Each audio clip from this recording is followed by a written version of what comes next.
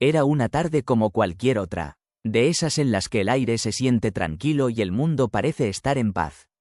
Javier Colina acababa de pasar el día con su madre.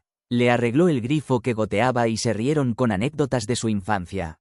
Al salir de su casa, las calles se sentían como su hogar.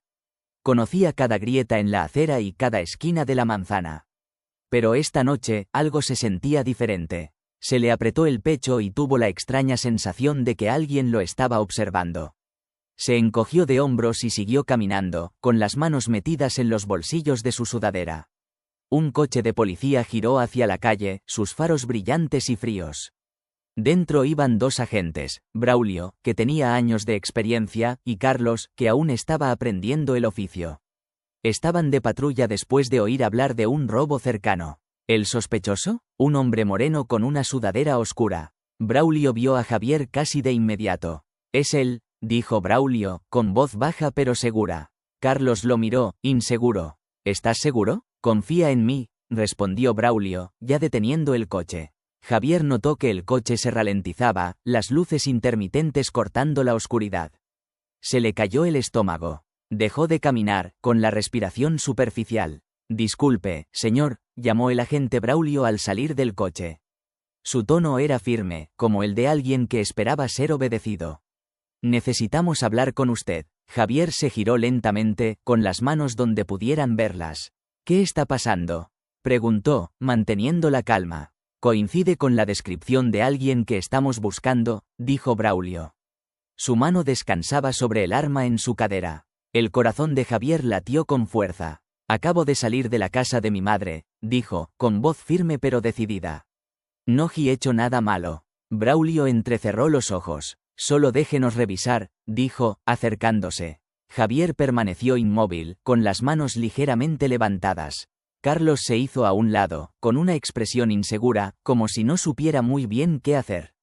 «No llevo nada encima», dijo Javier. «No necesitan hacer esto», pero Braulio no estaba escuchando. Avanzó, su voz afilada. «Gire», las manos en la cabeza. Javier vaciló. «¿Por qué?», preguntó. «No hice nada». Fue entonces cuando las cosas empezaron a descontrolarse. El tono de Braulio se volvió más duro. «Deja de resistirte», ladró, aunque Javier no se movía. Javier se quedó paralizado, con los brazos todavía en el aire. Se sintió atrapado, como si cada movimiento que hiciera empeorara las cosas. Un vecino se quedó en su porche, con el teléfono en alto, grabando. Las luces del coche de policía parpadeaban al fondo, pintando la escena de rojo y azul. El rostro de Javier estaba tenso por el miedo y la rabia, su respiración se aceleraba. Minutos después, Javier estaba sentado en la acera, esposado. Su mente corría, repitiendo todo lo que acababa de pasar. Pensó en su madre, su sonrisa amable y sus cálidos abrazos. Pensó en los planes que había hecho para su futuro. Y ahora, aquí estaba, en el suelo, tratado como un criminal. Su pecho se sentía pesado, no solo por el miedo, sino por el peso de algo más grande, un sistema que parecía estar en su contra. Al otro lado de la ciudad, sonó el teléfono de su madre. Lo cogió, sonriendo, esperando oír la voz de una amiga o tal vez incluso la de Javier. En cambio, era un vecino. La voz de la mujer temblaba mientras explicaba lo que había visto. «Es Javier», dijo, con las palabras atropellándose unas con otras. Lo han arrestado. Hay un vídeo. Necesitas verlo». La madre de Javier dejó caer el teléfono, con el corazón hundido. Las lágrimas brotaron de sus ojos mientras intentaba comprender cómo su hijo, su chico amable y trabajador, podía acabar en esta situación. Agarró su abrigo y sus llaves, con las manos temblorosas. Tenía que ir a él. Tenía que hacerle saber que no estaba solo. A medida que avanzaba la noche, el vídeo empezó a difundirse por internet. Extraños miraban y compartían, con el corazón roto por Javier. En ese momento, su historia se convirtió en algo más que la suya propia. Se convirtió en una chispa, una pregunta: ¿cuántos más? ¿Y qué haría falta para cambiar las cosas? La historia se extendió como la pólvora. Los medios de comunicación se aferraron a ella, cada uno contando la historia a su manera. Algunos llamaron a Javier una víctima de la discriminación racial, un joven atrapado en un sistema que con demasiada frecuencia juzgaba a las personas por el color de su piel. Otros se centraron en la policía, diciendo que solo estaban haciendo su trabajo. No se trata de raza, dijo un presentador. Se trata de seguridad. ¿Pero seguridad para quién? Esa era la pregunta que rondaba en el aire, en las redes sociales y en las salas de estar de toda la ciudad.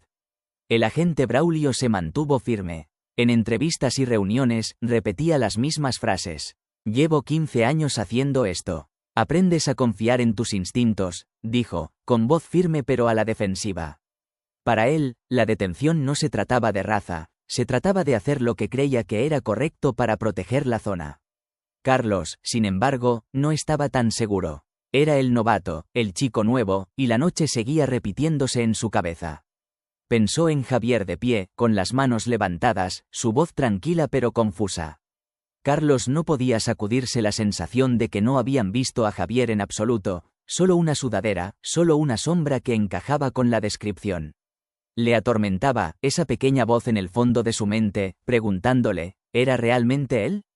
¿O era solo lo que esperábamos ver? La familia de Javier lo apoyó como una fortaleza. Su madre, la señora Colina, era pequeña de estatura pero grande de espíritu.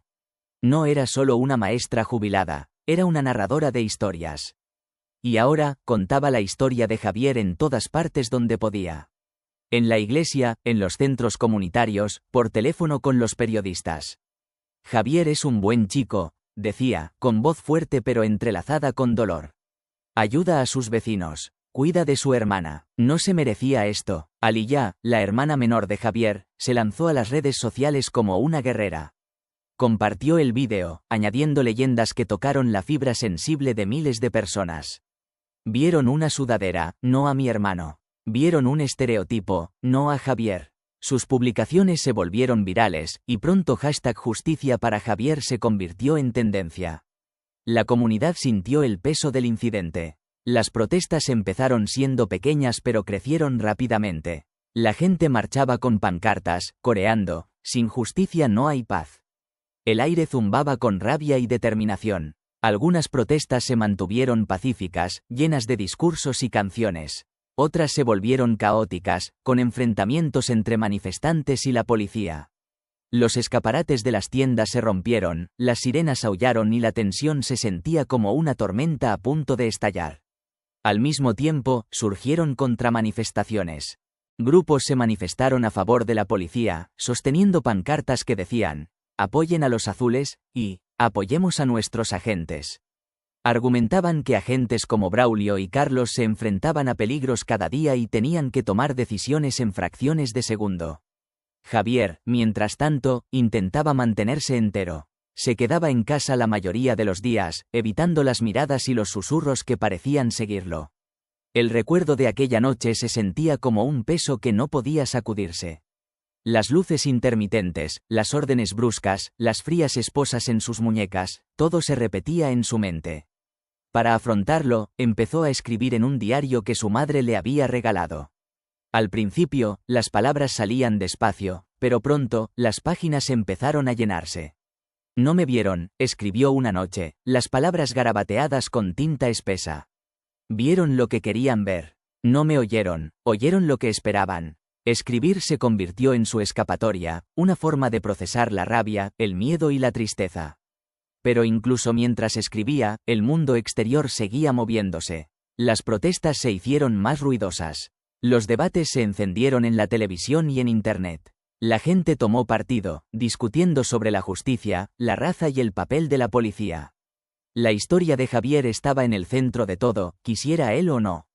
Su madre se mantuvo fuerte por él, pero por la noche, cuando la casa estaba en silencio, lloraba. Lloraba por el hijo que había sido tratado como un criminal en su propio barrio. Lloraba por el mundo que parecía ver a su hijo como una amenaza en lugar de como el alma amable y gentil que ella sabía que era. ¿Y Carlos? Él también se quedaba despierto por la noche. El agente novato, lleno de dudas, se preguntaba si podría haber hecho algo diferente. Pensó en contactar con Javier, pero ¿qué podía decirle? Lo siento, parecía demasiado pequeño, demasiado simple para algo tan grande. La ciudad parecía estar conteniendo la respiración, esperando a ver qué pasaba después.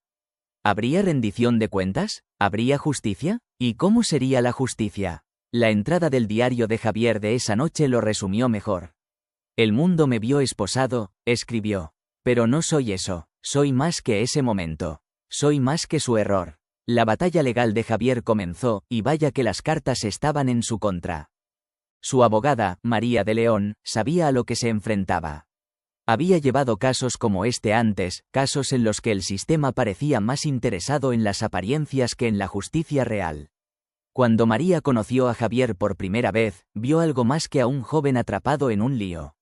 Vio a alguien que merecía ser escuchado, alguien por quien valía la pena luchar. María se sumergió en el caso, pasando noches en vela revisando informes, declaraciones y registros policiales. Lo que encontró no le sorprendió, pero aún así le revolvió el estómago. La descripción del sospechoso del robo era ridículamente vaga: hombre moreno, sudadera oscura. Eso podía ser Javier, claro, pero también podían ser docenas de otras personas en esa misma calle. ¿Dónde estaba la evidencia? ¿Dónde estaba la prueba? Y luego estaba el agente Braulio. María descubrió un patrón preocupante en su pasado. Hubo quejas, muchas. Los residentes lo habían acusado de discriminación racial más de una vez. Pero cada vez, esas quejas parecían desvanecerse en el aire. No se tomó ninguna medida, ninguna rendición de cuentas. Era como tirar piedras a un pozo sin fondo. María no pudo evitar preguntarse: ¿cuántas personas como Javier habían caído en la red de Braulio? Los datos del departamento de policía no mejoraban las cosas. Mostraban una realidad flagrante: los residentes morenos eran detenidos e interrogados con mucha más frecuencia que cualquier otro. María sabía que cifras como estas no eran coincidencias, contaban una historia. Y esa historia no era buena. Mientras tanto, al otro lado del pasillo, el asistente del fiscal de distrito, Pablo Morales, se preparaba para su propia batalla. Para Pablo, esto no se trataba solo de Javier. Se trataba de la policía, del público y de la confianza que depositaban en el sistema judicial.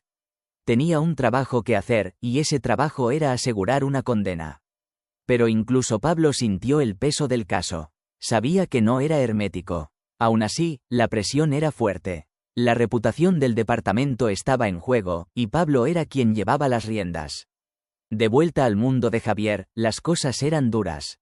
Su familia y comunidad estaban haciendo todo lo posible para apoyarlo. Organizaron recaudaciones de fondos para cubrir sus honorarios legales, convirtiendo los sótanos de las iglesias y los centros comunitarios en centros bulliciosos de esperanza. Encendieron velas en vigilias, sus oraciones llenando el aire nocturno. La gente se presentaba con guisos, sobres de dinero en efectivo y palabras de ánimo. Te apoyamos, le decían a Javier. Pero todo el apoyo del mundo no podía borrar lo que Javier sentía por dentro. Empezó a alejarse de todos, incluso de su madre y su hermana. Por la noche, se quedaba despierto, repitiendo ese momento una y otra vez. Las luces intermitentes, las esposas frías, la forma en que la voz de Braulio atravesaba el aire. Todo se sentía como una mala pesadilla de la que no podía despertar. Empezó a tener pesadillas, despertándose bañado en sudor frío, con el corazón latiendo con fuerza. María notó el cambio en él. Intentó sacarlo de su caparazón, recordándole que no estaba solo. Javier, esta no es solo tu lucha, le dijo una tarde, con voz firme y amable. Es de todos nosotros. Tienes a toda una comunidad detrás de ti. ¿Y yo? No me voy a ninguna parte. Aún así, el peso de todo era difícil de sacudir para Javier. Cada fecha en la corte se avecinaba como una nube de tormenta, y la incertidumbre de lo que le esperaba lo atormentaba. María, por otro lado, estaba tan decidida como siempre. Presentó moción tras moción, socavando el caso de la fiscalía. Y ahora, estaba preparando su mayor movimiento hasta ahora, una moción para desestimar los cargos por completo. Se quedaba despierta hasta tarde, redactando y volviendo a redactar, con su escritorio cubierto de papeles y tazas de café. Sabía que no sería fácil. No se conocía que el sistema fuera precisamente justo, especialmente no con alguien como Javier. Pero María no era de las que se echaban atrás en una pelea. El capítulo termina con María sentada en su escritorio, mirando la moción que acababa de terminar. Respiró hondo y luego sonrió para sí misma. Esto era solo el principio. El camino por delante sería largo, pero ella estaba preparada. Por Javier, por su familia, por todos los que alguna vez habían sentido el aguijón de la injusticia. Porque a veces, el sistema puede estar en tu contra. Pero eso no significa que no puedas defenderte. El silencio puede ser ensordecedor. Eso es lo que aprendió Javier en las semanas siguientes a su detención. No era solo el silencio de los que pasaron por allí aquella noche, fingiendo no ver. Era el silencio de las personas que podrían haberse puesto en pie, que podrían haber dicho, esto no está bien, pero no lo hicieron. El barrio de Javier había tenido su buena dosis de problemas. La gente de allí estaba acostumbrada a mantener la cabeza gacha, a no meterse en cosas que no les afectaban directamente. Era supervivencia, simple y llanamente. Así que, cuando María de León, la abogada de Javier, empezó a llamar a las puertas, no recibió mucho más que educados asentimientos y puertas cerradas. Lo siento, dijo un anciano, sacudiendo la cabeza. Tengo nietos en los que pensar. No puedo permitirme crear problemas. María entendió. El miedo tiene la forma de silenciar hasta las voces más fuertes. Pero aún así le dolió. Dentro de su pequeño apartamento, el agente Carlos no estaba en silencio, al menos no con su esposa. A altas horas de la noche, cuando los niños estaban dormidos y el mundo se sentía lejano, dejaba que la verdad saliera a la luz. No puedo dejar de pensar en ese chico, dijo, mirando al techo. ¿Y si nos equivocamos? ¿Y si arruinamos su vida sin razón? Su esposa, Amanda, le puso una mano en el hombro. Entonces tienes que hacer algo al respecto, dijo con suavidad. Carlos suspiró. No entiendes cómo funciona. ¿Hablar? Eso es un suicidio profesional. Nadie rompe el muro azul. ¿Pero qué pasa con tu conciencia?, preguntó Amanda. Su voz era suave pero firme, como si le estuviera poniendo un espejo delante. Carlos no tenía respuesta. Mientras Carlos luchaba con sus dudas, el sistema siguió adelante como si nada hubiera pasado. La revisión interna del incidente fue, como la describió María, una broma. La investigación apenas rascó la superficie. Nadie indagó en el historial del agente Braulio ni cuestionó por qué una descripción vaga había sido suficiente para justificar la detención de Javier. Era como intentar arreglar un techo con goteras dándole una capa de pintura fresca. Parecía que estaban haciendo algo, pero el problema seguía ahí, goteando. Por eso necesitamos una supervisión independiente, dijo la activista local Tina Ramírez durante una reunión comunitaria. ¿Cómo podemos confiar en que un sistema se vigile a sí mismo? Es como pedirle al zorro que vigile el gallinero. La sala murmuró en señal de acuerdo, pero la frustración era palpable. La gente estaba cansada de las reuniones, cansada de los discursos.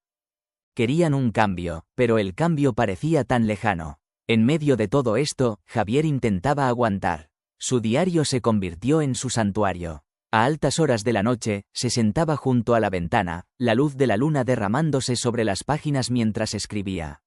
Al principio, eran solo sus pensamientos, crudos, desordenados, llenos de rabia y dolor. Pero con el tiempo, sus palabras empezaron a cambiar. Dejaron de ser sobre lo que le había pasado y se centraron más en lo que quería que pasara después. Quizá mi voz pueda marcar la diferencia, escribió una noche. Quizá si sigo escribiendo, alguien me oiga. Quizá me vean. Su madre encontró el diario un día y leyó algunas páginas. Las lágrimas corrían por su rostro al darse cuenta de cuánto dolor estaba llevando su hijo. Lo abrazó con fuerza cuando entró en la habitación. Estoy orgullosa de ti, dijo, con voz llena de emoción. Eres más fuerte de lo que crees. Pero incluso con el apoyo de su familia, el peso del silencio era grande. No eran solo los vecinos, ni los agentes, ni el sistema. Era el silencio de la propia sociedad, un silencio que había permitido que cosas como esta sucedieran una y otra vez. María también lo sentía, seguía empujando, seguía trabajando, pero había momentos en los que incluso ella sentía que las probabilidades la aplastaban. A veces siento como si gritara al vacío, admitió a su asistente legal una tarde.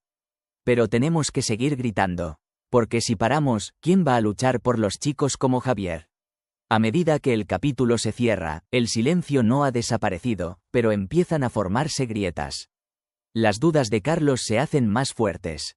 La determinación de María arde con más fuerza. Y las palabras de Javier, escritas a altas horas de la noche en su diario, llevan la esperanza de que quizá, solo quizá, su voz se abra paso.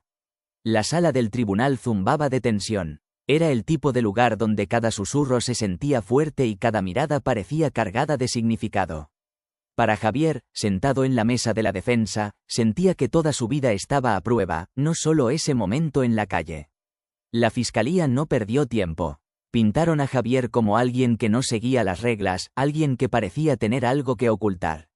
Se resistió a las órdenes legales, dijo el fiscal, con voz firme mientras señalaba al jurado. Y no podemos ignorar eso. Pero María de León, la abogada de Javier, estaba preparada. Se puso de pie, con su voz firme pero llena de pasión. Señoras y señores, dijo, dirigiéndose al jurado como si fueran amigos sentados alrededor de la mesa de su cocina. Este caso no se trata de resistirse a las órdenes. Se trata de un joven que fue juzgado no por sus acciones, sino por su apariencia. María empezó a desmontar el caso de la fiscalía pieza por pieza. Llamó a testigos que habían estado en la calle aquella noche. Algunos admitieron que no habían visto mucho, otros describieron a Javier como tranquilo y cooperativo. Unos pocos dudaron, sus voces vacilando, pero sus palabras seguían pintando una imagen muy diferente de la que la fiscalía intentaba vender. El punto de inflexión llegó cuando un analista forense subió al estrado. El fiscal esperaba utilizarlo para reforzar su caso, pero las cosas no salieron como estaba previsto. Bajo el contrainterrogatorio de María, el analista admitió que las huellas dactilares encontradas en el lugar del robo no coincidían con las de Javier. Ni siquiera se parecían. La sala del tribunal pareció contener la respiración. María aprovechó el momento. Así que, dijo, con voz tranquila pero aguda, no solo no tenemos ninguna prueba física que vincule a Javier con este delito, sino que también tenemos pruebas de que no estuvo allí en absoluto. Esa afirmación quedó suspendida en el aire, pesada e innegable. Fuera de la sala del tribunal, los medios de comunicación habían convertido el juicio en un espectáculo. Las cámaras parpadeaban, los reporteros gritaban preguntas y los titulares daban vueltas. Algunos medios empezaron a cambiar su tono, cuestionando si Javier había sido un objetivo injusto. Otros redoblaron sus esfuerzos, centrándose en su sudadera, su forma de caminar, cualquier cosa que pudieran utilizar para que pareciera que encajaba en el perfil de un criminal. Javier intentó desconectarse de todo eso, pero era difícil. Veía su cara en la televisión, oía su nombre en la radio. Algunas personas se unieron en su apoyo, pidiendo justicia y exigiendo cambios. Otros enviaron cartas de odio a su familia, acusándolo de hacerse la víctima. Era agotador y lo fue desgastando poco a poco. María le recordó que debía mantenerse fuerte. Intentarán definirte, le dijo un día mientras se preparaban para el juicio. Pero tú sabes quién eres. No dejes que te quiten eso. A medida que el juicio se prolongaba, el caso de Javier se convirtió en un punto de inflexión para conversaciones más importantes. La gente hablaba de la discriminación racial, de cómo la policía interactuaba con las comunidades morenas y de la necesidad de una reforma. Surgieron protestas en todo el país, con gente sosteniendo pancartas que decían, «Justicia para Javier», y «Acabemos con la discriminación racial». Pero para Javier, esto no se trataba de movimientos o hashtags. Era personal, no solo quería que retiraran los cargos. Quería un reconocimiento, algo que demostrara que lo que le había pasado estaba mal. Que no era solo una cara entre la multitud o una estadística. Era una persona y se merecía algo mejor. Una noche, después de un largo día en el juzgado, Javier se sentó con su madre y su hermana en la mesa de la cocina. Hablaron sobre el juicio, sobre los altibajos. Su madre le cogió la mano y lo miró a los ojos. Pase lo que pase, Javier, ya les has demostrado quién eres. Tienes una fuerza que no te pueden quitar. Sus palabras le calaron hondo. Fueron como una pequeña luz en la oscuridad, un recordatorio de que incluso en los momentos más difíciles, no estaba solo. El capítulo termina con Javier entrando en la sala del tribunal a la mañana siguiente. El sol brillaba y el aire se sentía fresco. Enderezó los hombros y respiró hondo. La lucha no había terminado, pero él no se echaba atrás. Ni ahora, ni nunca. A veces, el apoyo viene de los lugares que menos esperas. Para Javier, esos aliados inesperados marcaron la diferencia. El primero fue el agente Carlos, el policía novato que había estado allí la noche en que detuvieron a Javier.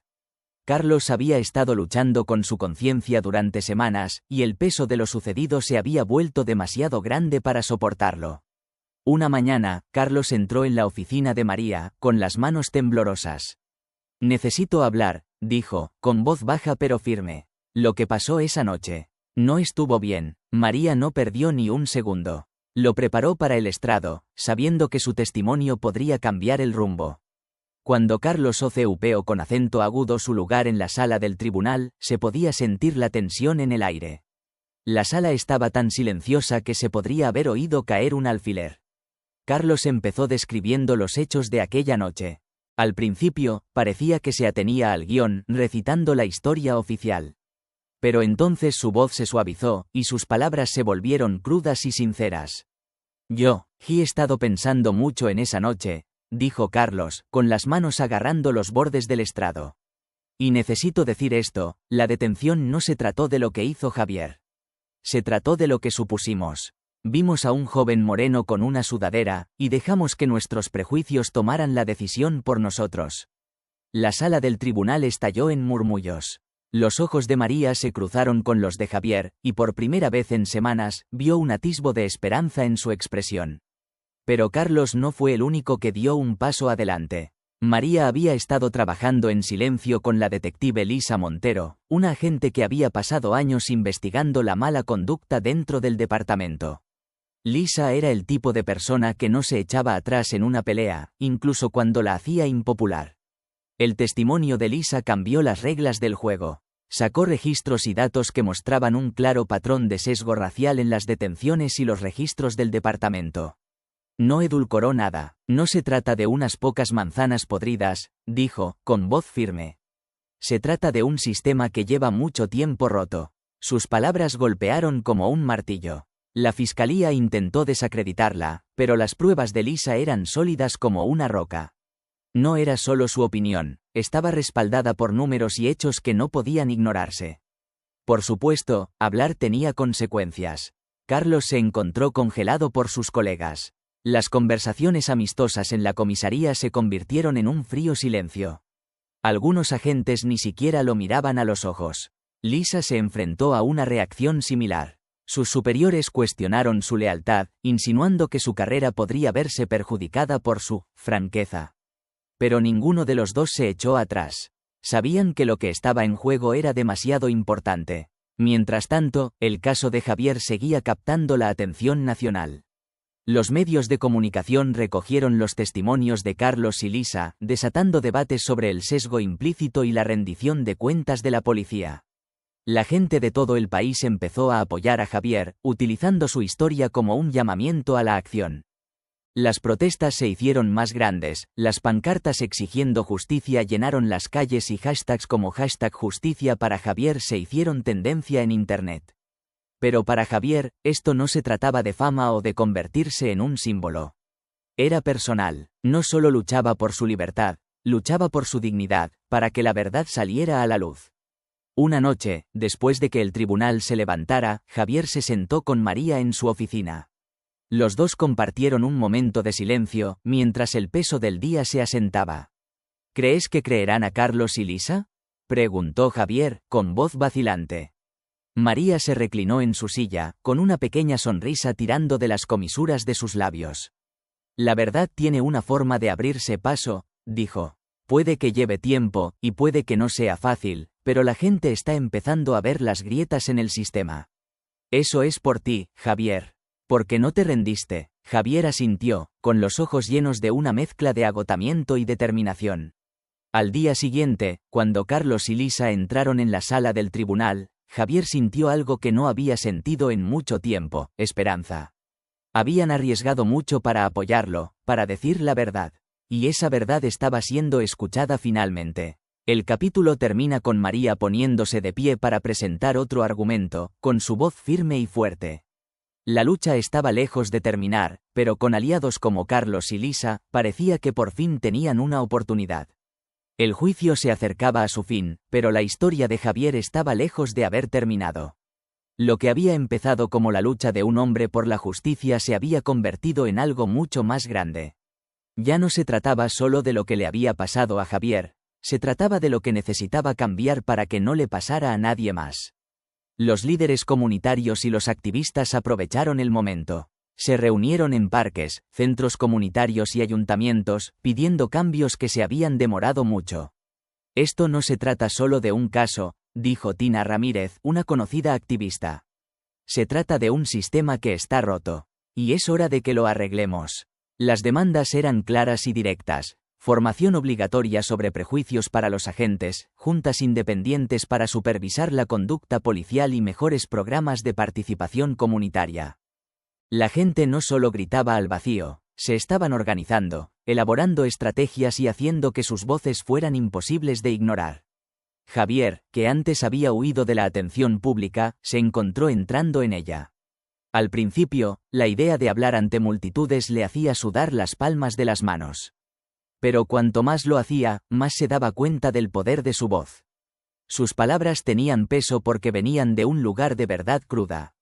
En una manifestación, Javier se puso de pie ante un mar de gente que sostenía pancartas y coreaba su nombre. Respiró hondo y habló desde su corazón. No estoy aquí porque quiera atención, dijo. Estoy aquí porque esto no me debería haber pasado a mí. Y no debería pasarle a nadie más. Nos merecemos algo mejor. Nuestros hijos se merecen algo mejor. La multitud estalló en vítores, pero las palabras de Javier no solo dinamizaron el movimiento, también iniciaron conversaciones alrededor de las mesas de las cenas y en las aulas. La gente por fin hablaba de cosas que había ignorado durante demasiado tiempo. Carlos, el agente novato que había testificado en nombre de Javier, se encontraba en un viaje propio. Hablar le había costado mucho. Había perdido la camaradería que antes tenía con sus colegas, y algunos días, el peso de su silencio se sentía aplastante. Pero Carlos no se arrepintió de su elección. En cambio, empezó a usar su voz para impulsar el cambio desde dentro. No podemos arreglar esto si no lo afrontamos, dijo Carlos durante una mesa redonda sobre la reforma policial. Yo fui parte del problema, y ahora quiero ser parte de la solución. Lisa Montero, la detective que había proporcionado pruebas cruciales durante el juicio, también estaba entrando en un nuevo territorio. Empezó a trabajar con grupos de defensa, utilizando sus conocimientos para ayudar a identificar los fallos sistémicos. El trabajo de Lisa no era llamativo, pero era esencial. Pasó horas estudiando informes, hablando en ayuntamientos e impulsando políticas que priorizaran la rendición de cuentas. El cambio no se produce de la noche a la mañana, dijo Lisa en una entrevista. Pero tiene que empezar por algún sitio. Y para mí, empezó con el caso de Javier. Para Javier, el final del juicio no significó el final de su viaje. En todo caso, se sentía como el comienzo de un nuevo capítulo. Empezó a ser voluntario en programas juveniles locales, compartiendo su historia y ayudando a los jóvenes a ver que sus voces importaban. Una tarde, después de hablar con un grupo de adolescentes, un chico joven se acercó a él. ¿Alguna vez deja de ser difícil?, preguntó el chico, con los ojos muy abiertos y serios. Javier se agachó hasta que estuvieron a la misma altura. No deja de ser difícil, dijo. Pero te haces más fuerte. Y cuando tienes gente que cree en ti, hace que la lucha valga la pena. El chico asintió, y Javier sintió una chispa de esperanza. Momentos como estos le recordaban por qué seguía adelante. El capítulo termina con Javier de pie en un escenario en un evento comunitario, mirando a una multitud llena de rostros de todas las edades y colores. El sol se ponía, proyectando un cálido resplandor sobre la escena. Sonrió, no porque todo estuviera arreglado, sino porque las cosas por fin se estaban moviendo en la dirección correcta. Romper las cadenas no es fácil, dijo al micrófono. Pero cada voz, cada paso, cada acto de valentía nos acerca a la libertad. El veredicto se anunció en una fresca mañana de otoño. La sala del tribunal estaba abarrotada, el aire denso de expectación. Cuando el juez declaró a Javier no culpable, una oleada de alivio y triunfo recorrió a sus partidarios. Pero la historia no terminó ahí. Javier presentó una demanda civil contra el Departamento de Policía, buscando responsabilidad y reformas. Su caso se convirtió en un catalizador del cambio, inspirando demandas similares y cambios políticos en todo el país. Let me know if you need anything else.